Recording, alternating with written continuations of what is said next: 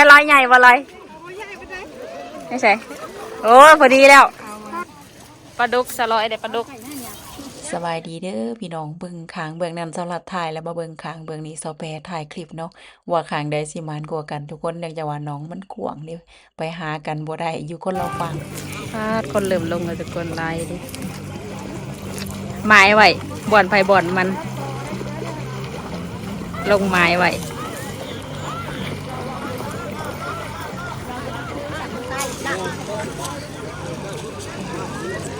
ลงไม้ไว้มาแล้วเราจังลงอีก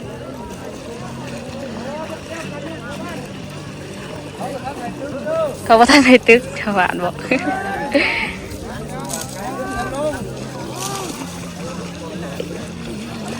ถ้าลงบนทุกคนจะตึกพร้อมกันทุกคน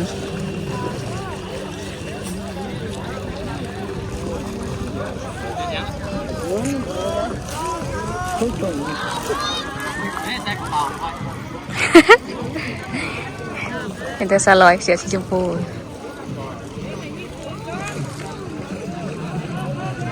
ผู้น้อยนะอยู่ตะพังพี่ผู้ใหญ่นะลงลุมผู้สูงกว่าหมู่นะได้เปรียบทุกคนเพราะว่าปลามันสิอยู่บนน้ำลึกโอ้ยปลาเต้นอยู่โอ้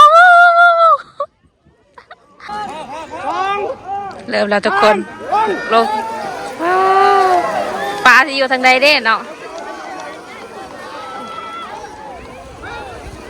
ประมาณลงมาทันหมูซ้ำปลาทั้งหุ่นเนาะโอ้ปลาอยู่ทั้งหุ่นทุกคนปลาอยู่เลย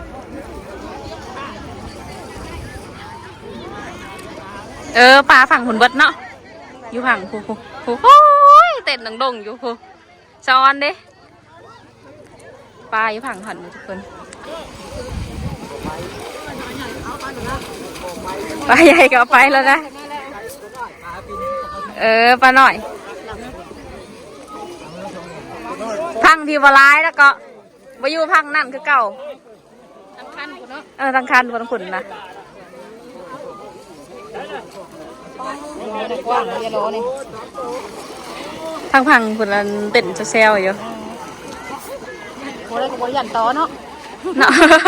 มีต่อลายบ่ดีไปยังติดปลาเด็ดนี่เลยนะ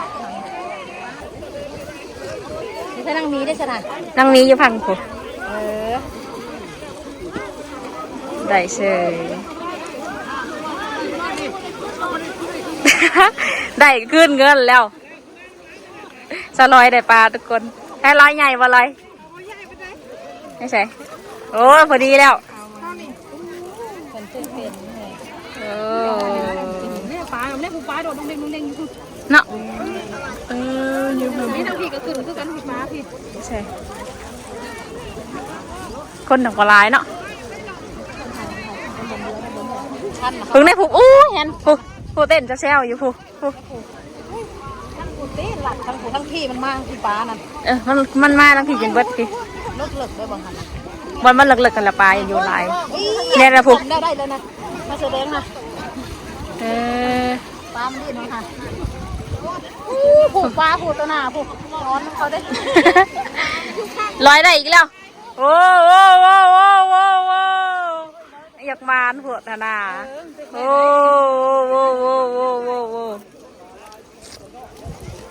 ปลายังลอยเอาปลาข้าวมัน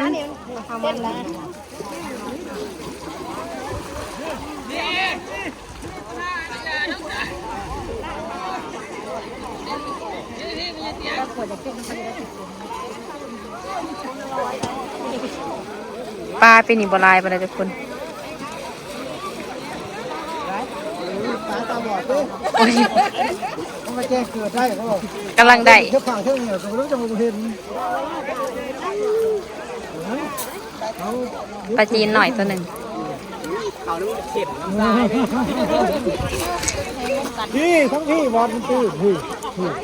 พอมันตื่นปลาบลายผัดวะข้าเริ่มกินมาลังตึงเลยทุกคนตอนนี้กินอะไรยี่ดมตอนนี้เริ่มกินมาตึงแล้วเพราะว่าปลาตอนอิดมันจะอยู่ไม่น้ำลึกตอนนี้คนหาลายแล้วกินมันอยู่ถึงหม้อหน่อยเดี๋ยวปลาตัวหนึ่งกุ้งไปเลย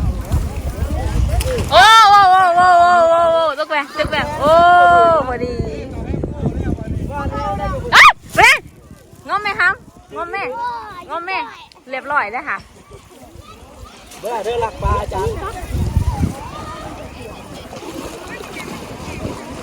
เอาแยงมาสอนก็มวนแล้วมันเขาแยงเขาเจ้าเด็เด็ดึงได้บ่โอ้ได้เซยเก่งอีหลีได้เซยคุ้มค่าเลยได้จองโตแล้วพอปีกแล้วพูดหน่อยนี่ก็มันเซย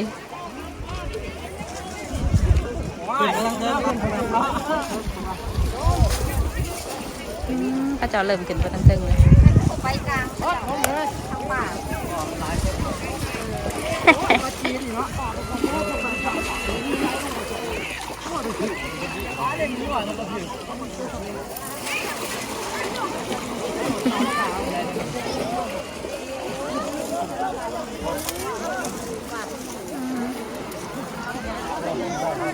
ฝั่งที่ประมาณประเดี๋ยวก็คือฝั่งนั้น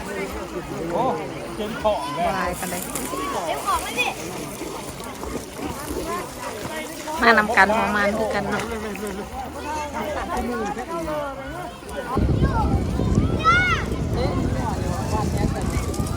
โอ้ยเต้นออกตะแยงแล้ว โอ้ได้เชยตัวใหญ่ป่ะปลาจีนเนาะปลาตัวใหญ่เนาะ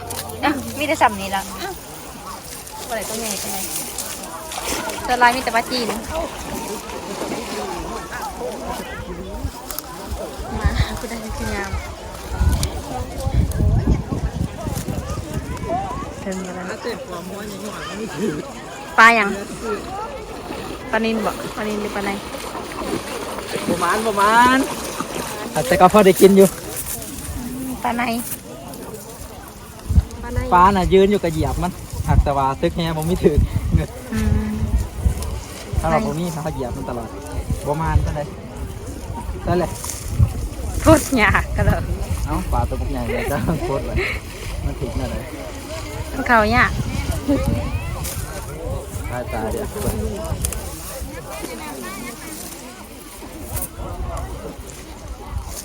พี่เหลี่ยวเนี่ยตัวใหญ่เนาะพี่นี่คือตัวใหญ่ไปเลยเป็นน้ำแนวพันธุ์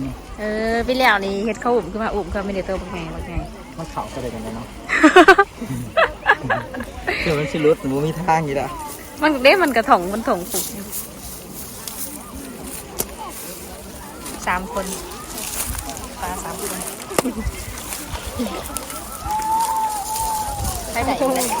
ขึ้นเทิงด้วยเกาะถ้ากระเล่นขึ้นเทิงเชียวผู้เต้นจะเซลอยู่นายทั้งเทิงก็เต้นจะเซลอยู่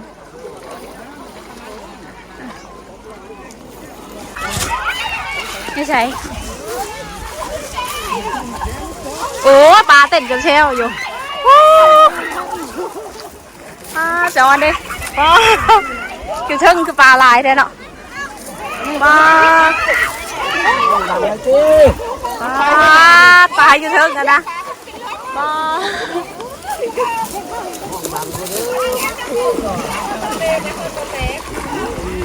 ปลาอยู่เทิงคือลายแท้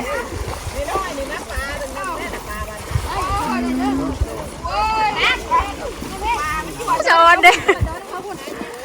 โหร้อยทางนาละ100 วันลงโอ้ตำหดปลา100 วะลายอลีเลยใช่มีกบหลอดไปเบิ่งก็เสร็จแล้ว100สั่งไงแล้ว100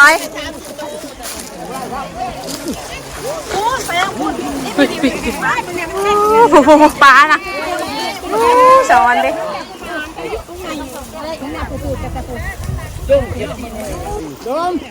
ผูกยังติดอยู่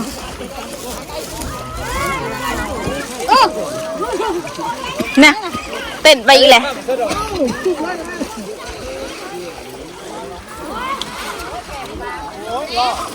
โอ้เต้นอยู่ยังเต้นไปหยุดอยู่เนาะ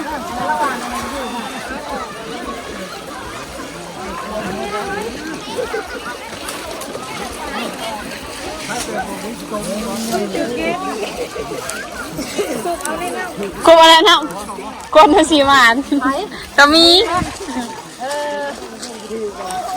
มันบริเขาแท้แสดงว่า ดีวันนี้ก็ขึ้นแล้วเลย นั่นราคาเป็นเท่าไหร่วะ ต้องอย่างที่เขาใหญ่ ง่าย เนาะ โคตรแห่น้อยเงินนาพอดีจะเลย ปีนี้ปลาบ่ใหญ่เท่าใดได้อีกแล้วมอหน่อยๆนะโอ้ตัดหนาเลยโอ้ได้แล้ว ใหญ่เลยโคมมันไปเอาได้แล้วนะมันคืออยู่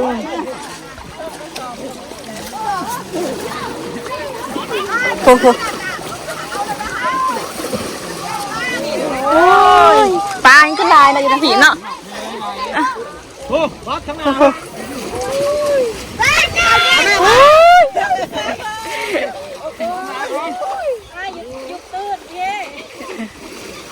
ดอกแพ้เฉยโอ้ยตัวเยอะทั้งนานะ นี่หลักปานนะ ฉันมีโรคแพ้เราไปจะเอาได้ ถึกเซยว่ะ ได้ถึงไรหัน ไรดีนะแวบลงไรดีนะ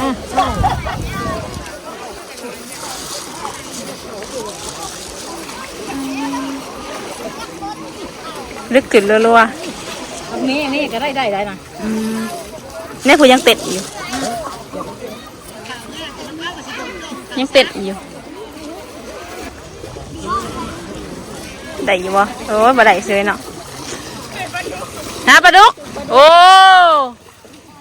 ปลาดุกสลอยได้ปลาดุกได้ ป่ามาปอน ก็ปลาอะไรเจ้าค่ะ โอ้ยมีน้ำอีก สลอยได้ปลาดุกทุกคนฮะ นี่เอาตื้นนี่กูจีฮักนี่อย่างไร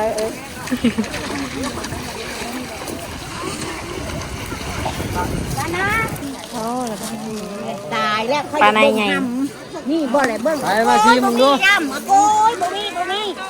วานอะไร มันยังดื้ออยู่อ่ะ ฮะ